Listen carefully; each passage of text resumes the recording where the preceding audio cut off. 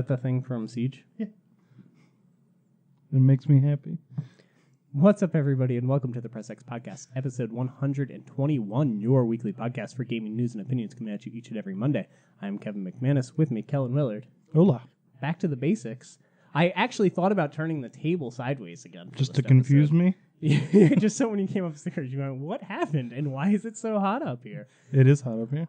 No, just to bring it back to how it was before. I don't know. I watched an old video, and I was like, I kind of like that. I did too. But Every once in a while, I like to switch it up. So maybe I'll do that. Let me know if you liked it better when the table was sideways. It's interesting because it's way more engaging this way, but it feels more like a conversation. Like a normal day. Yeah, the other way. So, I don't know. Let us know which one you prefer, and maybe we can swap it around and maybe do a vote. One day we'll have the table upside down. Whatever. We should do next week. Let's just flip the table upside down and have the chairs regular. Yeah, I'm fine with that. That'd be amazing.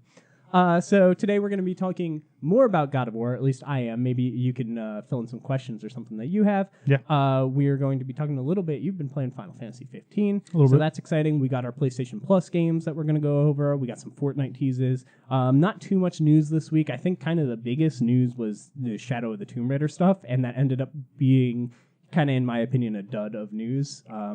Wasn't the big thing that I kind of thought that they were going to kind of do as a reveal. But anyway, we're going to start with comments this week. And this is something new that I think I want to try for the next few weeks. We'll start with comments, and unless one of them in particular is a question, we'll open with them, and then the questions can come later in the episode. So, like I said, last week we did impressions of God of War. Me and Nick were both 10 hours into it at that point. We had a very, not anti-combat, but we both, for once, this is actually probably the second game I've played where me and Nick seem to agree completely. The last one was Danganronpa 3. Fair. Normally we have completely opposite opinions on games. Because we didn't talk beforehand, when he sat down and he's like, yeah, but the combat was kind of clunky. I was like, my man, that's exactly how I felt. That's a first. So I want to go over some of the comments that you guys posted about God of War, and I'm going to start with Nick, as he preemptively put a comment. I'm going to go ahead and say it now. After spending about 8 to 10 more hours with this game, the combat in God of War does get better over time, like I figured it would. Though the rough start is frustrating, especially playing as a killing machine like Kratos, once you unlock the skill tree, advance a little bit further into the game, things start to click. Every other category is still on track to be masterful in my eyes. And he has not played much more of it since then, because he is out on vacation, so... I agree with everything that he said as well. And obviously we got a little bit of pushback, as we're going to get to with these comments, from our opinions with the combat. And it seems like most people were further into the game, and maybe that has something to do with it. Because it seems easy to love after you get past that initial hump, you know. But here we go. So, Alexander Chilton 4 says, God of War, in my opinion, is the best first-party game Sony has ever produced. They've always been able to tell great stories and at the very least have decent gameplay, but everything just flows perfectly in God of War. The semi-open world and crafting elements are engaging. Story, I'm 20 hours in so far, is fantastic. There's fun side quests that don't feel like side quests, but on top of all of that is some of the most satisfying combat I've ever played. It is fun to play no matter if you play it on the hardest difficulty or the easiest difficulty. My suggestion is, if you want it to feel like the old God of War, play on the easiest difficulty, where you can just destroy most challenges without frustration. So that is completely true. Me and Nick both dropped it down on difficulty, and I think we both were very happy with that decision. And something cool about this game is you can just switch it on the fly, like quite literally. So it was nice to be able to do story stuff on easy, and then maybe some of the boss fights and things on hard, so that they don't feel like you're just squashing the big baddies. Yeah, but I really like that you could just adjust the difficulty on the fly.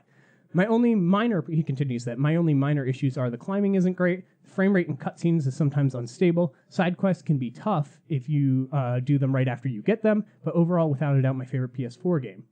Granted, I know a lot about Nordic mythology, so the small nods and name drops here or there are more exciting to me than the average person. I do agree with that. I've actually finished, when I finished the game now, I went and looked up all the Easter eggs and the things from the mythology, and I was like, man, if I knew that's how this acted, I would have been floored at this part, or man, I really wish that I knew that the architects of this were this race, and like all this little stuff, because I don't know like any of it. But that being said, I still really enjoyed my time with the game, and then learning all that stuff afterwards is just a bonus to me. That next time I go back into that world and play around with, because I haven't done any of the post game stuff. Hopefully, I find some other Easter eggs and things of that nature. Yeah, I agree with almost everything that he said. The side quests feeling like they're just kind of part of the main, like a little offshoot of the main quest, rather than go out of your way and do something. Really is how I feel about all the side quests that I've done so far, and I have done a couple of them. And yeah, the difficulty thing with the sliding difficulty, all that's awesome. Next up, World End says, are you guys going to do a spoiler episode for God of War? I would like to. Let me know if you would like one sooner rather than later. That would be just me kind of giving my opinions and my spoiler stuff on it.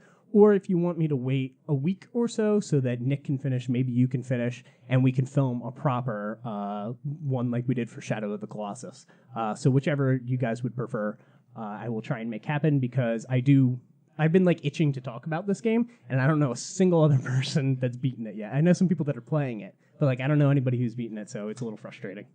So I would like to do that. Hopefully, I imagine Nick can finish it pretty quickly. And he does everything else, so yeah. He's randomly like, oh, I'm 24 hours into the game. It's been out 12 hours. 12, yeah. Like, how's that even? That's not physically possible. World End continues. Overwatch was $60 on consoles. That was a fact check. I was confused. I was like, I think it was 60. Maybe it was 40. It was 60. PC had a 40 and a 60 option. Yeah, that's what I thought, but I wanted to make sure. So World End doing our fact checking for us. And somebody he says, has to. About the COD campaign, because it's rumored that COD doesn't have the new one won't have a campaign. Yep. They are hit or miss, but the ones I really liked were BO3, 10-hour plus with great replay, full value, 4-player co-op, and Infinity War, which was 7 to 8 hours with an amazing story. The problem with them not having a single player in Black Ops 4 is the reason for why they're not going to have it. It's because Activision said the campaign was too out there, too outlandish, and this is insulting. They already stopped Sledgehammer from making what they wanted to, Advanced Warfare 2, in order to make World War 2, and now they're stopping Treyarch because they said that the campaign seems too cool. That's insane. Activision are some real scumbags. They are. I really like that comment. Yeah, if that is the reason, and it's not like a time constraint or anything, that sucks. Anytime people want to be creative and do something, and then there's an overlord going, no, you have to throw in microtransactions, and you have to find a way to, you get that, like, what was it? Star Wars Battlefront 2 had that feeling where it did feel like, oh, they love Star Wars and they wanted to build this cool thing. And then it felt like EA was just like, loot boxes, those things the kids like. Put those. This won't make game. enough money. Make it a different way. No good. He also says, I have to say, I don't understand the problems you guys are talking about with the combat in God of War. The combat design in the game is amazing. They are huge Neo and Bloodborne fans, and it shows. It's their own take on that, and there is a difficulty that you can't just smash your way through. After finishing the game, I have to say that God of War is one of the best video games, or he says, is the best video game I have played in my life. It's like I said, those are all the comments, so if you want to be part of the show, go ahead and leave comments down below based off of topics that we talk about on this episode. But just jumping straight into what I've been playing, God of War. I agree. I not completely changed my tune on the combat, because I do think the beginning of it is a little clunky, but you do upgrade. You get more versatile combat as you go. You get armor that gives you certain abilities. You get to put these basically enchantments onto things that give you different cooldowns and different attacks, so you can kind of customize if you want to be more like speed focused or strength focused, or like refresh your cooldowns quickly, things like that. And the beginning of the combat, it is a little clunky, my word, because things like if you're running and you hit attack, you're not like doing a running attack. That's what most games nowadays do when you're doing it. There's a transition in there. Yeah, but there's a skill tree, and if you start unlocking things in the skill tree, you do get to do that running attack. You do get to do things like call back your axe mid-combo to finish things off, and like it definitely grows and branches out.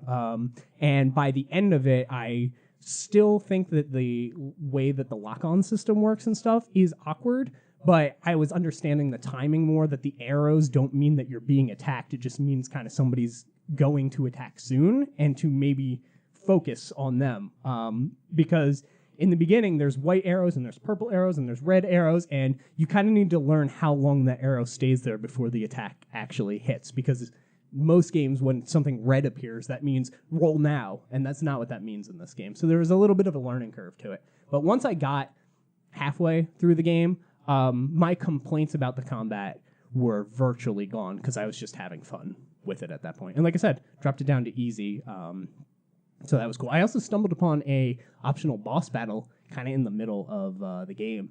And I was like, ooh, all right. And I went and I just got like, there's the status effects like an RPG in this game that I really like. So there's like burning where you'll just take damage over time. There's like a poison one. There's a whole bunch of them. And one of them's blind, which basically makes it so that you can only kind of see your character and a little bit in front of you and the rest of the screen blacks out. And oh boy, when you're blinded, is it hard to do a fight. And this enemy just keeps doing blinding attacks. I'm like, oh god, I can't do this. And then if you get hit twice, or for how strong I was at that point, when I got hit twice, I'd just die.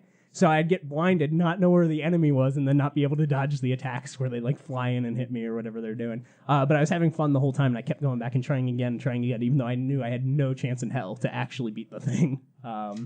So yeah, just to finish up my talk about it, the story, super rewarding, amazing payoff, twists and turns, like way more twists and stuff that I thought would be in the game. People were talking about, oh, don't talk about spoilers with this game. I get it. There's definitely a lot of things that could ruin the experience, or at least hurt it a bit. The pacing of this game, one of the best paced games I've ever played. Definitely the best paced 20+ hour game I've ever played. It constantly feels like you're constantly going to new areas and discovering new abilities, and even when you're backtracking, you have these new abilities, so you're looking at the world in a different way. So you might run through one place and not notice something, but you're running through it again, and you're like, ooh, I can break that now. Let me go see what's over there, and then you break, So it's got kind of that Metroidvania feel with that. But yeah, the writing is incredible. The way Kratos acts is perfect. Just so many subtle things between how when he's quiet and when he's talkative and stuff like that. It just like a nuance to his character is great. All the characters feel so good, and the story and the writing is so good in like the way that they tell stories. There's a boat mechanic where you're kind of rowing around on this boat, and they'll tell stories to kind of pass the time, and that's sort of how you learn about kind of the mythology of the world. And it's great because they tell stories in different ways. So like the boy will tell these really good in-depth kind of stories that it seems like they've been passed down, and Kratos tells a story and it's just god-awful. He's like not that good at it, but he's telling it. That's not what he does. Yeah. And it's funny, like all the characters, the way that they tell you information and everything is very consistent with that character, but very different from the way another character will tell you information. And I think that's great and phenomenal. Like I said, this is definitely up there with the best PlayStation 4 games. I think it's definitely in the top 3. It's possible it's top 1. I got to jump more into it. But last week I was saying like, oh, Horizon's over here, and Uncharted's here, and I think this one's like kind of in the middle, a little bit closer to Uncharted. It is right next to Uncharted for me now, and I still have multiple probably 20 hours of stuff to do in the game easily. So very happy with this game. Everybody who owns PS4 should definitely play it. Moving on from God of War, because I know you haven't played it yet. Splatoon 2. I hopped into Splatoon 2. And this was just a weird, like, craving I got. I was like, I want to play Splatoon 2. I don't know why. So I went and I downloaded 2 million updates for it. And then I listened to the Squid Sisters tell me stuff for an hour. And then I accidentally went into Sheldon's shop. And he talked for legitimately 5 minutes on fast forward. There's a fast forward button. That's what he does, though. He talks. I fast forwarded through it, and it took 5 minutes. I literally went and made food and came back, and he was still talking. I was like, oh my god. But anyway, that game is still, the mechanics and core of that game is so good. Yeah, it's very good. It's so fun. It's great. Top tier stuff. And then everything it's encased in is so infuriating and bad, and it's still infuriating bad. Like last year when I did my Game of the Year list, I didn't even consider Splatoon 2 in the top 10 because even though the game is amazing, just all the systems in it are so frustrating. All the other stuff. And as soon as I started playing again, I was like, yep, this is why, like, you get killed by somebody who has shoes that have running ink, and a shirt that has running ink. Like, they have the perfect layout. And, like, I'm looking at my stuff, it's all random. And then if you want to put the slots that you want, you have to level up the stuff, which takes about an hour to get it complete. And then you have to scrub it clean of the 3 things it unlocked, which costs 20,000 coins, which takes about an hour to get 20,000 coins, if not more. And then you need 60 of those to fill in 1 piece of armor. And it's random what you get, so you need it just to hit the same thing at least 60 times. It's just so much of a grind of a game, and I don't understand why there's not at least, like, a shop where you can just buy the things that you want. Yeah, they have so many shops, but they don't have that shop anywhere at all. They have a milkshake that you can drink, and it'll increase your likelihood of getting it, but you need a ticket to use the milkshake, and you get the ticket by grinding single player or the co-op mode, and it's the only open 12-hour co-op mode. And then it's only open sometimes, and there's still only 2 maps and the rotation every 2 hours. Like, there's a new game mode with clams that's kind of like a reverse capture the flag type thing where you're throwing clams into the opponent's like bucket, but like that game mode sucks, and it was just locked for 2 hours, and I was like, for 2 hours I have to play this shitty game mode. I don't know, it was annoying, but like I said, just the core mechanic of that game I really, really love. And the fact that they are still adding stuff to it. They added a new weapon like 2 days ago. So that they're still constantly doing that. And I think in like September or something, or sometime soon, they are doing a full expansion for the game, which is cool. So yeah, they're great at keeping that game up and running. Yeah. And they were with the first one, so. For sure. So I played through that. And then finally, Detroit Become Human got a demo on PSN, so you can go check it out. I figured what it would be. It's the demo that they've been showing for years. It is the first thing, I think, that they showed of this game besides the tech demo, the Kara demo way back when, where you're the kind of like detective-y android, and there is a android who's got a girl hostage on the rooftop, and you need to figure out how to, engage with this android. How to best diffuse the situation. Yeah, and it was interesting. So you go in, and you can. The controls are the same as Beyond Two Souls. It didn't change. I do think that there was room for improvement with that already.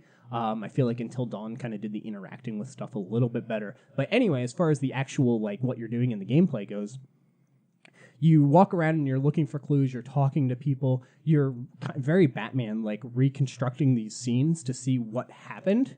What? Why is that funny?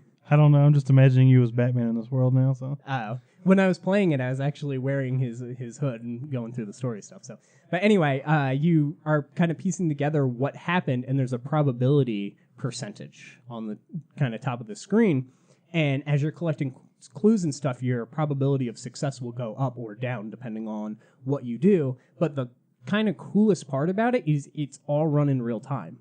So the characters are doing stuff and acting, and things are happening. And if you miss it, or you weren't there, or you screw something up, it is legitimately real time. So if you start it and you stand there, eventually time's going to run out and something bad's going to happen, and you're not going to have any sort of thing to kind of fight the situation with.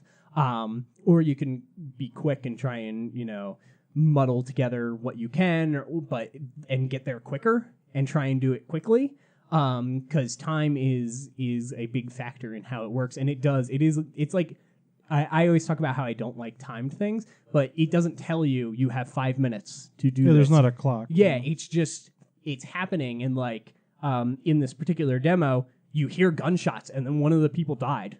And it's like, I probably, if I was quicker, could have stopped that from happening, So that's a shame. Yeah, so it was cool going through like that. And I played through it once, and I literally deleted it off my PlayStation. I was like, okay, cool, I get it. I don't want to play it anymore. But you go through the situation, and then it's like, can you save the hostage with the information that you've figured out? And I'm not going to spoil the scenario for people who are going kind of dark on the game. And I know you already have it. Yeah, I don't need to touch the. Yeah. But like, can you save the hostage? Are the hostage and the android person both going to die? Are you going to save one or the other? Are you going to lie to the android? Like, all these choices that you get to make. And then the cool thing is, at the end, when you finish the demo, it shows you the worldwide percentage of every choice. So it's broken down like there's like, 30 opening choices and then 15 of the next and then 8, and it really breaks it down. And then there's like the finale choices, and you see what percentage got that finale that you had. But it doesn't show everything. Like if you didn't find, we'll say, a gun. If you didn't find a gun, that thing will just be locked off. It's not like, oh, look, you missed a gun. It doesn't tell you what you missed. It's just like, oh, there was something else that you missed that could have done this, So it gives you the ability to kind of replay it and figure things out. So, I enjoyed it. Like I said, it feels just like Beyond Two Souls, which is either a good thing or a bad thing, depending on how you feel about that game. I think it feels a little bit dated, but the story and that real-time mechanic added to it is very interesting, as well as the stats tracking is really, really in-depth and cool. And you can also just track your friends' stats, which is funny, because I looked through, and I didn't have that many friends that played the demo, obviously, but it was 50% for stuff. So I think I had 2 friends that played it, probably. And I asked one of my friends I knew played it. I'm like, you either did everything I did, or you didn't do anything that I did. And there was only one thing that was 100% that everybody did in my story, which I'm not going to say. But it was fun. It was interesting. I don't know if something like that would be very story dependent to see if something like that could hold my interest for 8, 9, 10. I forget how many hours they said it is. It's definitely like 10 to 13, I think. But I enjoyed what I played with that particular demo. I didn't have that much fun doing like the actual find everything, but when I got to the final, like, this is where you need to put everything to the test that you've done up to this point, that's when I was like, oh, okay, I like this. Yeah, the whole point's probably to build to that. So. Yeah, like, I was like, okay, reconstructing this guy doing this, I'm like, whatever. And there were certain choices I chose not to do. Like there was something that I could turn on, and I chose not to turn it on because I thought it might be a distraction to what was going on. I was like, I'm just not even going to interact with that. I left that. Like there was choices like that. But yeah, like I said, when you finally get to the confrontation where you need to use everything that you've learned and like paid attention to, that's when it's interesting. And it's cool because you'll like find stuff and it says new dialogue option will be unlocked when you talk to the person and stuff like that. So definitely interesting. It seems like I think it'll be, at least at this point, as good as that game right there. So I'm okay with it. And that's it for what I've been playing. I did do a stream this week just to kind of check it out. I streamed on twitch.tv, pressx_YT, because couldn't get the URL I wanted. And I just streamed there for like 2 hours. I played Fortnite just to make sure that the stream worked and worked well. It seemed like it worked flawlessly, which was really nice. All the alerts seemed to be working. The chat was working well. I could see everything because I've had that happen before where it like freezes up in the... Yeah, one will freeze, one won't. Yeah, and it doesn't actually tell me that people are talking. Played Fortnite for like 2 hours. Got one of the worst victory royales I've ever gotten in my life where there was basically 3 people left and 2 had the high ground and I was on the ground and I was just building like things above me, running around like a maniac trying to not die, and I ended up not even getting hit, building so much, protecting myself, and I just hid under somebody's base and the other guy rocket launched the first guy and killed him and then hopped down and then shot me with a shotgun and scared me because I was facing the other way. And I went, and turned and shot a shotgun and killed him and got the victory royale. And I was like, that might have been the most pathetic victory royale I've ever gotten in my life. Because I'm usually the guy that at the end of the game builds a base and then protects his base. And then as soon as the circle is off my base, I go to the next circle and build a base. Like, I want to be the person that everybody knows where it is, but they're either scared or, they got to come to me. That's how I like it. I don't like charging at people. I like making people charge at me. And that game, I did not do that, and it worked out. It was worked pretty out. Funny. So yeah, I will be streaming once in a while, no schedule, just to keep it going. It was fun. I had way more fun than I thought I would. The first hour, I was very jittery. I was like, ooh, this is weird. You got to sit like with the controller in a weird spot so it doesn't get picked up by the microphone. Weird things like that. You don't like clicking. Yeah, weird things like that. But after an hour set in, I feel like I was starting to play a little bit normal. So yeah, I watched a little bit of it. Did you? But I was at work, so I wasn't supposed to be watching. That sounds about right. I was like, I'll flip it on. And my big hope for this is that, and I'm gonna try it sometime, I can stream a stream and react to it. So I can watch Nintendo Directs and E3 and Didn't stuff. you try that once? We tried it. Me and Nick basically sat on each other's lap because there was not a lot of room, and the stream that we were watching would freeze every 3 seconds, and then the stream that was going out was freezing like every 8 seconds. It was really bad, but I think I have everything connected and wired now to it might work. That's how I'm feeling. There's a chance. I'm saying there's a chance. So you're saying there's a chance. So anyway, if you want to follow us on the Twitches, it is down below, and whenever we go live, you'll know. You'll know. So what have you been playing, Kellen? Nothing. Interesting. All right. More PUBG because they did another like special mode for a weekend. That was entertaining, but what one was this? So it was they had added a new thing called the flare gun, where you shoot the flare gun up and they drop you. And it comes down like they drop a care package. Yeah. But for this one, if you weren't in the circle, instead of dropping a care package, they dropped a giant vehicle, and instead of 4-man squads, you had 8-man squads, and the whole 8-man squad would fit in the vehicle. Okay. So it was like a giant fucking armored tank thing. Oh, it was it didn't have Twisted Metal. It didn't have guns though. So it was just everybody would jump out and fight out of the vehicle. It was pretty entertaining. What'd you fight with? Oh, the vehicle. You'd have to jump out of the vehicle. Okay. Yeah. Okay. Just trying to picture it. So that was pretty entertaining. I always like hearing what the limited time modes. Even though I don't play PUBG, I dabbled in it. I didn't really like it, but I do like hearing the updates and things that they come up with. Like the flare gun was interesting because Radical Heights has a flare gun that calls in a care package, and I was like, oh, that's really cool. And then they introduced that right away in PUBG. I was like, oh, okay. Like I like that they're borrowing each other's ideas so much. Yeah, they're doing a big weapon balance update soon too, and changing some of their loot system and adding a new gun or two. So they update that game a lot. Yeah. In fact, it has a Steam update every day. Yeah, God of War has updated every day since it's come out.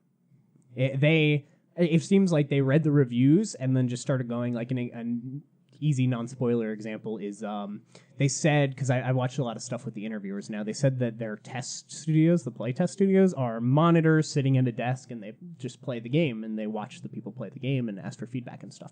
And when the game came out, subtitles were super teeny. Oh, because they were sitting there. And that was never a problem for any of the playtesters, and that was like a big complaint that a lot of people have, is the subtitles are super small in the game. So like the first patch, they like made those bigger, and then they made the menu have like scalable text or something like that. Like there was one bug that could trigger that would completely lock you out of a quest. So like they fixed that one right away. They've been updating. It's just funny every time I turn on my PlayStation, God of War updates. I'm like, all right. Yeah, every time I turn my computer on, PUBG has a 25.5 megabyte update. They're it's almost the same size. Like it's every day. I'm like, what is going on? Yeah, Fortnite does every they change it every once in a while, but usually it's every Thursday there's an update, and they started doing every other Thursday. Like one Thursday is new content, and then the next Thursday is like a balancing tweaking thing, and then the next one's new content and like a balancing tweaking thing, and that's going well. PUBG's about to have a big. They're adding their third map finally fairly soon. I heard about that. Yeah, the third map's going to be awesome because it's a lot smaller than the current two. The current two are Is it still 100 people? Yes, it's so small they're taking the vehicles off. It's like a little island chain, so there's bridges between all the islands. That's kind of cool. And instead of being 10 kilometer by 10 kilometer, it's 4 kilometer by 4 kilometers. So that'll be something different. And they're adding map selection finally, because currently you just get whatever you get. Yeah. So they're adding a bunch of stuff. Yeah, that's interesting. Nice. I mean, I'm obviously team Fortnite, but I don't care that PUBG exists. I like hearing what they do. They do good stuff because they keep up really well with it. And because Steam, you can just update your game whenever you want to, so you don't have to be approved or anything. What else have you been playing? Siege, surprisingly. Wow, that's shocking. Rainbow Six, they're about to have their mid-season reinforcements, they call it, their big patch for mid-season. And they're adding a new gadget and a bunch of new crap. Yeah, like I said, I'm going to get into Siege sometime. I don't know how soon, because I do also now have Ni no Kuni 2 to play. But I want to at least try out Siege, see how it goes. It's fun. I like that game a lot. I'm at like 185 hours or something in it. I know they're making a camera that can't be shot. Kind of. That was the headline I read. Okay. The PC has test server, so they actually can play with it on the test server. It can't be shot from the front or back, but if you get at it from the side, you can damage it or break it. And there's only 6 operators that get it. And you put it on you mount it like a normal gadget, but it's just an infrared camera, so it'll see through smoke and stuff, but it's not color. Gotcha. Infrared. It's a neat little gadget. It's to help some people who aren't characters that aren't being picked right now have something unique. Gotcha. It should be interesting though. So yeah, that game's running strong still. And I finally got into Final Fantasy 15 a couple hours. How's that been going? About 6 hours in, like the world finally opened up. I did 1 or 2 things. I did the first 2 like dungeons where you get to like special weapons.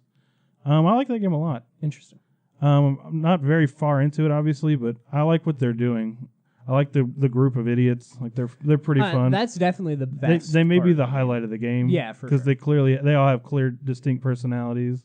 I like the way they interact. I like that the one idiot takes pictures everywhere we go. Yeah, like that to me, that was the characters was my favorite part of the game by far. The lore was probably my second favorite, and I say that with like the background lore of kind of what's going on in the kingdom battle, the ring, and what all that stuff. I was about to, what the ring does and what it means and all this stuff. And then like the actual game is the part I didn't like. I don't like running around. I don't like the driving thing was weird. They've changed so much of that game now that I don't know. But like the fast travel system where like you literally had to wait 3-4 minutes for the car to drive where you told it to go. You have quick travel now where you can just go. Okay. You can pay 5 gil or whatever and just go. Okay. Yeah, like when I was playing it, the car had, like it auto drove there, but like it drove there. Oh, I know. I let it drive every time because I'm not spending the money. Well, this sucks. Well, that game I have it on PC and that game is gorgeous on PC. I'm sure it's pretty. Like it's one of the hardest games to run. Like my computer's like there's a lot of can particle barely run it. effects. Yeah, that game is gorgeous though. Especially in some fights, there's a lot going on. The way like fire interacts with the world and the way ice and stuff like that interact. But yeah, I liked the lore and the characters and everything. And then it was the actual. I really liked the leveling up system. How you could eat stuff and you only leveled up at night, like when you went to sleep. I really liked that. But then the combat and the actual like story of the game, I was like, I don't like this at all. Yeah, I forgot that you had to camp or sleep or whatever to level. I'm like, what the hell? I have enough experience. Why I want to tick? Oh yeah, I forgot about that. Yeah, all I did in that game was there's this item that you can get. It's some sort of coin. I forget what it is. But there's a coin you can get, and it's basically like an experience bonus coin, and you can put it into a potion. And I collected as many of those as I could, and I made 1 potion that just gave me like whatever I'm going to make up. It was like a 99 rating potion. But it was like a 20 times experience potion attack. And all I did was find the biggest guy in the game, kept fighting him until I was able to get his health really, really low, and then threw the potion at him and killed him, and it just leveled my characters to like 90. And then I played the game and just ran through it because I hated the combat. I literally spent like 10 hours of the game making 1 potion. And then once I did it, I just went through the story. But yeah, they've added so much stuff to that game that I can't say. Can you swap? You can swap characters on the fly now? You can, but I hadn't really messed with it a lot. Gotcha. I've used 3 or 4 of the different characters, but I hadn't really messed with it. Yeah, see, when I played, you could only be Noctis. And so it's such a different game now. Because whenever you do the attacks where you you spend some of your bar for them to do attacks, you literally swap to them. Yeah, see, swaps you back, so I don't know if you can stay on them or not. Like I hadn't tried. Yeah. They put out that Royal Edition, and I was like, maybe I'll get that. And then they were like, we're doing DLC for the Royal Edition. I was like, I'm just going to wait until the game is finished, and then I'll buy that copy, and I'll give it another shot.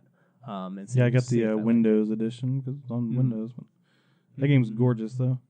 It takes a lot of power to run it because I can't get 4K 60 frames with my computer. So, damn.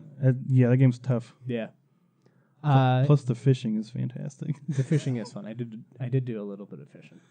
Anything else you want to talk about? That's about all I've been doing lately.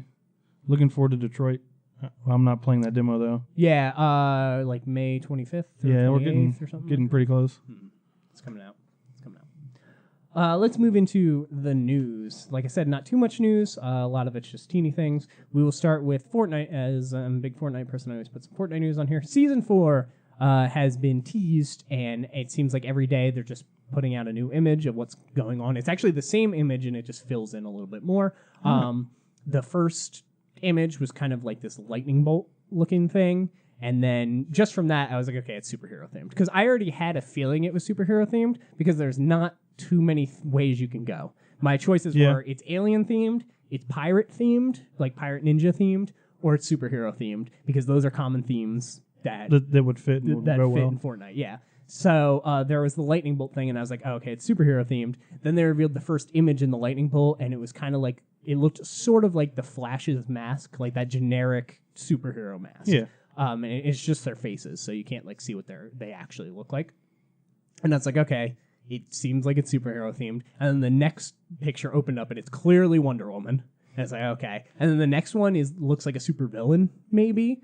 And that's all that's been revealed as of right now. But yeah, so Fortnite's next season pass, battle pass, this one was astronaut based. The previous one was knights, medieval themed. Yeah. And it seems like this one's going to be superhero themed. So I would expect capes. I would expect capes everywhere. I'd expect like heroic, poses and things like that as the stuff for next season. So that's cool. On top of that, there's this big rumor with this meteor in Fortnite, and I really like this. This is really cool. So there is this whole environment story going on with Fortnite, and starting at the beginning of last season, or this season, current season, everything's normal, whatever. But if you look in the sky, there's just a little dot. Next week you look in the sky, it's a little bit bigger. The next week you look in the sky, it's a little bit bigger. Then about 5 weeks in, it is clearly a meteor, like heading towards the map. And people are like, what? This is really weird, right? Then the next week comes out, it keeps getting closer each week. The next week, there's telescopes placed all over the map looking at it. And it's like, what is going on? Then the next week, people's controllers randomly vibrate, and it's Morse code for SOS. Oh, is it? Yeah.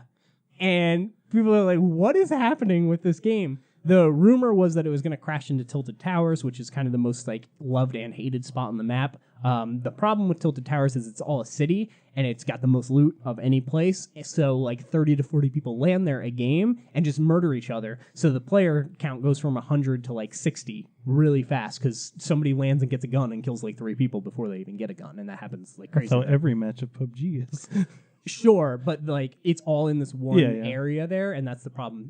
Too high of a percentage is landing there. Yeah. So people are like, oh, maybe they're going to take out 2 of the towers or change it so that, that happens.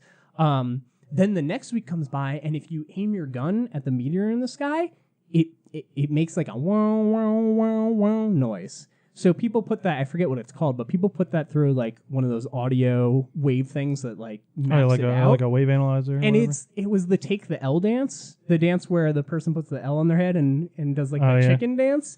And that's what it mapped out to. Almost like they were laughing at you for even trying something. For looking at it, Yeah, so like they've just been crazy. And then this most recent week, every TV in houses that you go to is an emergency broadcast signal on all the TVs. So it's happening next week. It's going to hit this meteor or whatever's happening. My prediction is that the Save the World mode, which is their pay mode, goes free to play. I think it's going to hit. Oh, that'd be awesome because I want to play that. I think it's going to hit, and like they're going to have just this thing where, aliens have been because that's what they are, and they're like alien zombies in the thing, and it's going to be like, are you going to be the one to save the world? And that's the superhero theme, Save the World. And Save the World mode is free for everybody. That's my prediction. Other people think that Tilted is going to get hit. I think that's like a 0% chance. The other rumor is that Dusty is going to get hit by the meteor, and the only reason that one has merit is because there was somebody on Reddit who 2 weeks ago posted that the next Battle Pass is superhero themed. There's a sub-theme of supervillains, and the meteor is going to hit Dusty. And 2 of those things have been true. He's 2 out of 3. So that's why people are like he had a whole thing. He's like, hey, I talked to somebody within the company, blah, blah, blah, blah, blah. He hasn't leaked anything before, but he was right on 2 of 3 He's got those 2, yeah. And it was before the reveal. So we'll see what happens. I'm excited to find out. Next up, PlayStation Plus. Last week we found out that Metal Gear Solid 5 is free for Xbox users. This week, PlayStation Plus revealed that PS4 users are going to get Beyond Two Souls. So that's awesome. Right on time. Kind of give out that game. I would have thought that would have been last month, but whatever. Kind of give out that game leading up to Detroit so people can kind of become familiar with it. It's cool because this is the PS4 version of the game, which is better than fabulous. the PS3 version, especially because... That's what I have, the 2-pack. You had to like... With Heavy Rain? Yep. Yeah. I think I had to import it. But yeah, the physical copy didn't come out here. You can play it for some reason the game is not in chronological order, and there's no like plot twist reason for that. That's just kind of how it is. I don't know why. So you can play the game in order on the PS4 version, which is really nice. You also get King Oddball and Rayman Legends. Rayman Legends is a really, really good side-scrolling platformer. So it's cool that they're giving that one out. On top of that, PS3 gets Eat Them, King Oddball again, and Risen 3 Titan Lords, and the Vita gets Furmins, I don't know what that is, and King Oddball again. So clearly the highlights for this one, Rayman Legends is actually probably the biggest highlight, to be honest, and Beyond Two Souls. Interestingly, Rayman Legends is not a cross-buy game, so you only get it for PS4. You're not getting the Vita version or anything, which is, fine. I mean, nobody has Vitas anyway, so. That's not true at all. There's 3 in this house. It's just a little strange because they usually do the they almost always do that when they have the option. But good month. They seem to be doubling down on you're getting a big AAA-ish game each month and like a cool smaller game. So I like it. I like it a lot. Next up, Shadow of the Tomb Raider reveal happened in Vegas. So this was interesting. They called a whole bunch of members of the press out. They came out a day early, which I thought was a little weird. They had like all these stages set up. They had kind of the box art, which is beautiful. It's awesome box art. The box art, the collector's editions, things like that, all kind of set out. And then the next day, the event was going to happen, or did happen. So the event happens, and the press got to play the game for an hour, and then see some, talk to the director and stuff. Yeah. And this is actually being made by a different. Correct me if I'm wrong, fact checker, but I'm pretty sure this is being made by a different studio than the last games. So I think the last ones were Crystal Dynamics, the last 2. And this one is, I think, the Hitman team, if I remember correctly. Yeah. So it's actually a different studio working on this, with probably the skeleton of the past one. So anyway, they got to play it and talk about it, and, it was positive reactions mostly for it, and the screenshots and stuff that came out are really, really pretty. It looks great. Then they released to the public a completely CG tone piece trailer, like a 1.5-minute tone trailer. And I'm like, it was cool. Yeah. But that is such a useless thing nowadays. And I feel like a lot of companies are getting it, but people when you reveal a game, people nowadays want the gameplay. I want to see gameplay, yeah, absolutely. Sony's been really good about here's God of War, and we're playing it for 5 minutes on stage. Yeah. Here's Spider-Man. This is mixed gameplay and some it's all in-engine stuff. I remember E3, I don't know what year it was, but the Xbox conference, they showed Gears 4. And I was like, oh, that's really cool. And then they played it. And I was like, oh, I did not expect them to play that game. The rumors of Halo 6 coming out, possibly coming out this year, and they'll obviously be playing that at E3. Spyro's trailer, when that finally came out, and it had gameplay. Like, revealing something without gameplay nowadays is suspicious. Yeah. And this game's supposed to come out in September. So that makes it feel far away. Yeah, and it's coming out September 14th. Which is interesting because Rise of the Tomb Raider, which I think is one of the best games of this generation, launched on Xbox, and a year later, maybe more, came to PlayStation 4 and didn't do hot numbers on either thing. It launched the same day, I believe, as Fallout 4. They didn't move for some reason. I thought for sure that they would delay it or release it earlier or something. So this year they're coming out in September, and it's like Spider-Man comes out, Spyro comes out, this comes out, Red Dead's coming out like 2 weeks later, Call of Duty's coming out in October this year. Yeah, they moved it up. I'm scared that this game's going to have the same exact problem that Lost Rise... in a Crowd. That Rise did, which is it's a really great game, and you can yell it from the rooftops, but people are like, but Red Dead comes out in 3 weeks, and I'm just going to play Fortnite till Red Dead comes out. Yeah, I'm just going to get that.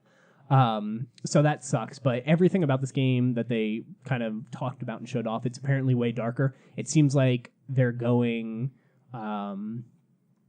a more I hate to say, like dark and gritty like DC, but it seems like the story is almost more like of a revenge tale. It seems like kind of like how Uncharted 4 was a lot darker than 3 and 2 and stuff like that.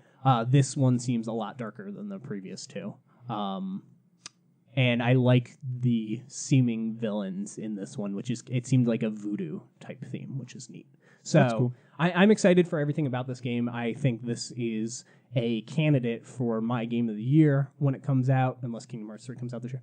I think that this is yeah, right. I think that this is in the talks for me for like a game of the year game, and it just sucks that like I feel like I'm going to have to be like, please, people play it, please, it's good, please, and people are not going to. Nobody listens to you, so. Well, yeah, that's true. On top of that, they revealed a bunch of like pre-order stuff for the game, and I'm not going to go too much into this because it's a hot mess. So they've already talked about season pass stuff for the game, which is never good. I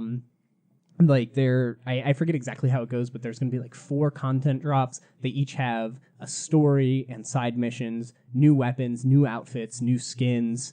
And then the first one that's releasing is a co-op game, a co-op mode that's survival based, which is cool because Rise of the Tomb Raider did the same thing, and it had an awesome, one of the best survival co-op modes where you're in the cold and like you need to find heat to stay alive, but you also need to go hunt food. But you are also being attacked by enemy. Like, it was a really cool co-op gameplay loop, and this seems like it's going to be the same thing, but instead of being, in like the Arctic cold area, it's going to be in a jungle. So I'm excited for that. Huh. It's just a little weird because I loved Rise of the Tomb Raider and everything, but I got it on PS4, so it was the finished. It came with it. Everything was out of the game. It'll be interesting to see how I feel about this one, having to piecemeal it to myself or whatever happens. But yeah, there is. If you pre-order it, you're going to receive a skill booster pack. The digital edition includes the base game, additional weapons, outfits, original game soundtrack. The Croft edition includes the base game, a season pass, 3 additional weapons, 3 additional outfits, the original soundtrack. The standard edition is just the game. It's in a circle for some reason.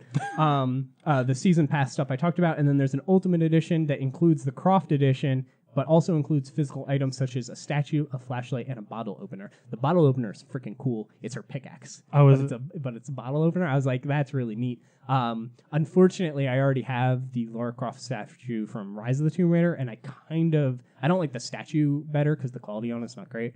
I think I did an unboxing of it on this channel, but the pose and stuff of it I liked a little better. I'm not a big fan of the pose of it. She's more experienced in this game. Yeah. And so her pose is much more aggressive. It's much more like killing more the combat, enemy. kinda. Whereas the other one was her like holding up her glow stick thing in a cave with like a torch, she's walking through. And she's got like a bow on her and stuff. This one's very much she's killing a man. She's ending a life. Yeah, so I'm not as big of a fan of it. But anyway, super excited for this game. I hope other people are too. Next up, the PlayStation 4 has shipped 79 million units as of March 31st. Sony predicts that they will ship 95 million units as of March 2019.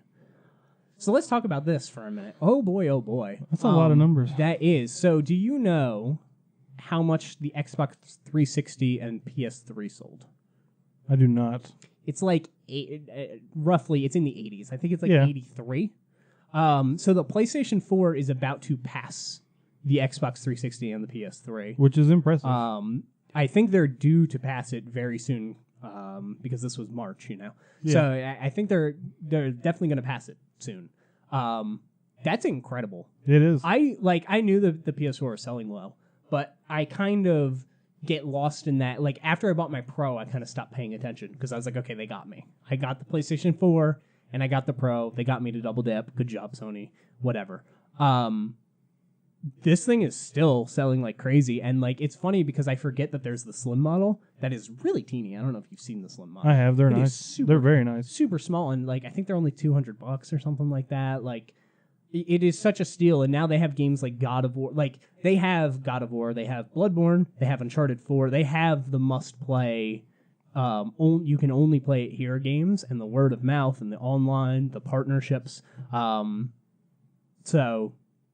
Yeah, I'm color me impressed, because if it gets there, that means there's a chance it gets to the 100 million club, which is just incredible. And then I think the highest selling one, once again fact checker, I think that the highest selling one was PS2 at like 120, low 120s. Yeah, they sold those forever. Yeah, so it's going to be up there with the most elite of the elite, which is absolutely which crazy, is fitting too. I think so.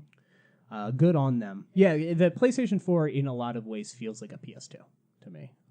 It does about everything. So. Yeah. I do also want to say about the Tomb Raider thing.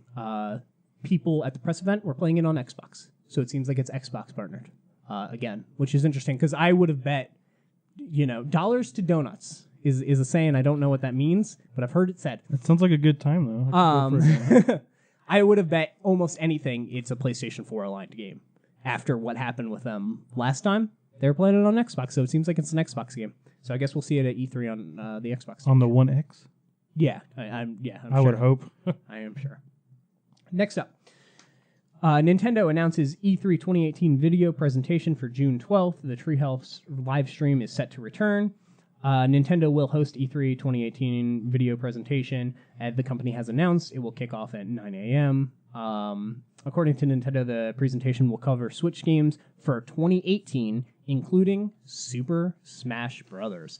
So this is interesting because in the press release specifically, they were very much, we're showing 2018 stuff. We're showing 2018 stuff. Like, they were very adamant about saying that. So I wouldn't expect much more than teasers I wouldn't expect any gameplay for anything coming out 2019 further.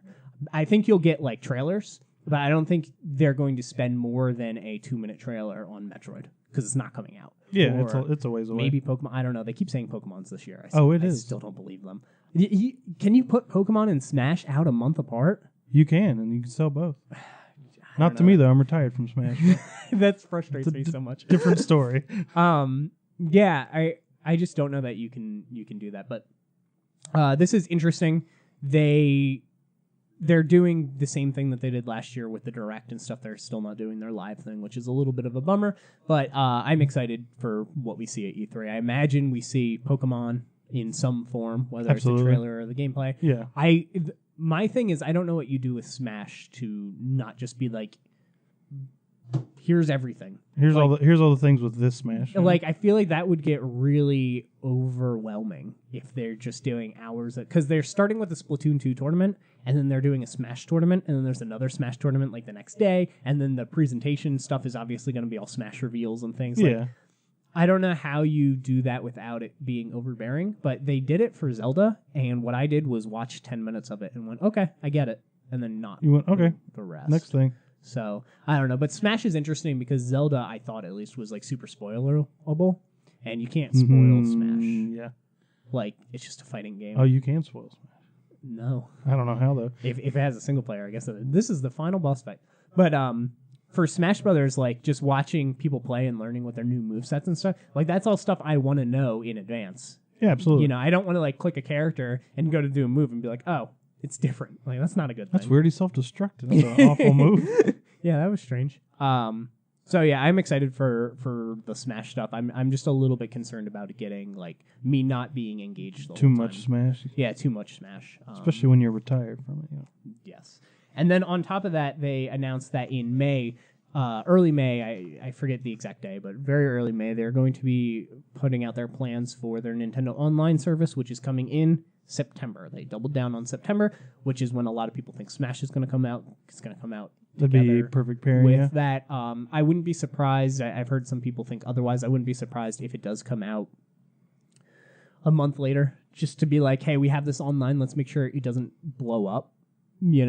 Or like it comes out within a month, so if there's a free month trial, people can still play Smash on it. Like, yeah, I wouldn't be surprised if that's kind of how it goes. But if this is not like a video presentation and all the stuff. This is like they're just gonna post the facts. Like, I imagine, this is how much it's gonna cost, and this is what you're gonna get for that cost, and here's how the virtual console is going to work, because it's going to be kind of included with this package. Yeah. It's going to be like a Netflix-style service or maybe a Game Pass-style service. Oh, that would be wonderful. Things are going to be removed and brought back. We know that they're going to update old games to add online multiplayer, so like original Mario Kart is going to have online multiplayer and stuff like that. So it seems, and I think it's only $20 for the full year, if I remember that. That would be great. Price. Yeah. So all of this sounds like good news, but like if it is such good news, like as we're talking about it, why aren't they doing a bigger deal of it? Why are they just going? That is odd. Why wouldn't that just be like why wouldn't they lead with that at E3? It almost sounds like it's not like there's bad news attached to like it. This is all great and all, but it's only online 6 hours a day. Like, what? Oh God. I wouldn't put that past Nintendo. If it was timed. They're like, to support the family-friendly nature of the console, it will only be active from 8 a.m. to 7 p.m. Like, oh, God, no. Why would you do so? I'm not awake those hours. Yeah, or like the online for Mario Kart's only active for these 3 hours a day. Like, I could totally see Nintendo doing something like that. Weird. What I want out of it, a better voice chat, a friends list that actually makes sense, a unified thing, as well as just better online. My Nintendo Switch disconnects from my Wi-Fi. Like, it only flicker disconnects, but like it disconnects enough that I can't play Splatoon handheld unless I'm in a room that has great Wi-Fi. If I'm in any room that has any sort of stutter in it, it just disconnects you from your Splatoon match. And then you go into another one and it's like, that's suspicious that you disconnected. You time out for 5 minutes. And I'm like, my internet. I didn't do anything. I know. So hopefully that stuff is a little better. We'll see what happens. But yeah, I'm not expecting this to change the world. I'm expecting people to overreact to it and say it's going to change the world. They always do, but I'm just expecting a very basic here, this, and we'll talk more about it at E3. So real quick question is, when do you think is a good time to release DLC for a game? So downloadable content, whether it be little things, whether it be an expansion, whether it be something kind of in between where it's like a little bit of a story, but it's not a full expansion for the game. What do you think is a good model for the DLC release schedule specifically? Anything but day one DLC, because I hate day one DLC. No, if it's like missions or stories or affects the game, I want it 3 months or later. Interesting. I want time with the original game. Mm-hmm. I hate day one DLC. Small stuff like costumes, like weapons, that's fine after a couple of weeks or something. Just don't do day one DLC. It feels cheap and awful. Yeah, I agree. Even like Injustice 2, where they're like, if you pre-ordered, you get Darkseid, but if you didn't, you're screwed. Like I hate that. Yeah, I hate that stuff so much. Yeah, I'm not a big fan of pre-order bonuses that are unique like that either. So yeah, that stuff bothers me. I agree. I think what a lot of people have been doing recently is releasing their game early in the year, and then right when Game of the Year talk starts coming up, they're like, here's this 3 hour to 8 hour, whatever it may be, expansion for the game. Come back to our world. Remember how great it was. I know Zelda did that last year. They did put out like their Master Trials or whatever it was called. Yeah. Really late in the year. Horizon put out Frozen. DLC was real late. Frozen Wilds really late into the year, just to kind of get people back into that world and playing it. And I think that is a really good model. I always stand by I don't like DLC. I like the game to be kind of finished, and that's something that I'm really happy with God of War. They're like, they're like, there was content that we thought wasn't going to make it, and we basically made it fit because we didn't want to have to release it later, felt like it was a chopped off part of the game. And that is so nice and like reassuring to hear, because that's the worst kind of DLC is where something in the game felt empty. And something should be here, and then it's $10 to fill that void. That's the stuff that drives me crazy. Or like you put something on the cover of your game and it's not in the game, like a certain Xbox exclusive. Yeah. Oh my God, that was so dumb. That's so awful. Yeah, that game just was not finished. No, it was not done. But as far as timing goes, I do agree. I don't mind cosmetics, especially if they're partnered cosmetics. I do. Yeah, I'm like on board with buying that stuff. I think that's cool. Like Gravity Rush had the Nier costumes in that game, and I thought that was really that stuff's fine anytime. And then if you're gonna do an expansion, I think 3 months for a little story thing is good, and then an expansion, a full like another quest. I like 8 months. I think I was going to say 6 to 9. I think 8 months is a good sweet spot to put out something juicy that like you're going to have to kind of relearn the controls and really get back into the game to be able to do this. I think that's a good time. That being said, typically I don't normally jump into that stuff, but another example, like Resident Evil 7. They put out DLC. They had really bad DLC in the beginning. Like I think it was day one. They had some day one stuff, yeah. They had day one DLC that was like, I didn't get it because I'm totally against that stuff. And then they did, a few months later they put out DLC, and then it was kind of like quarterly, and then they put out a collection with all of it for the original price, and I just went and picked that up to get it all together because it's cheaper to do that way. It's the best way to do it. So, yeah, I would say 9 months for a big thing, and 3 months for story stuff, and then cosmetic little things, just pop them out here and there. Yeah, but try to make them not like, ooh, you can change the color of this. That'll be $5. She has red hair now. Don't do $5. What Dead or Alive does. Where they have those are awful. They have actual hundreds and hundreds and hundreds of dollars of just DLC costumes. Of just costumes, yeah. I think there's like $700 or $800 worth of DLC. Yeah, you can go through and scroll through costumes for hours. Like. It's really, really bad. But yeah. And you've bought all of them. I do like that. That is an interesting question. As somebody who doesn't really care for DLC that much, and I just prefer to get it all finished in a complete collection, even if it means playing the base game, trading in the base game to get help pay for the complete one, which is what I typically do. I want it to come out the same year. I don't want what Final Fantasy's did. If it's too late, you forget about it. And you're like, that's the one thing. What Final Fantasy did, I didn't like. They're like, here's all this stuff, which is cool. Here it is packaged, and then there's DLC for the package. I'm like, I don't want that. Pokken for the Switch did the same thing. They were like, here's Pokken DX edition, which I assumed was like deluxe or something. And then they're like, and here's DLC for it. And I'm like, if it's the deluxe, why doesn't it have everything? Yeah. Doesn't that defeat the purpose of what you just did? Why didn't you just release Pokken again? Like, I don't know. That was always strange to me. Yeah. So don't like bundle everything together and then announce more stuff. I don't like that at all.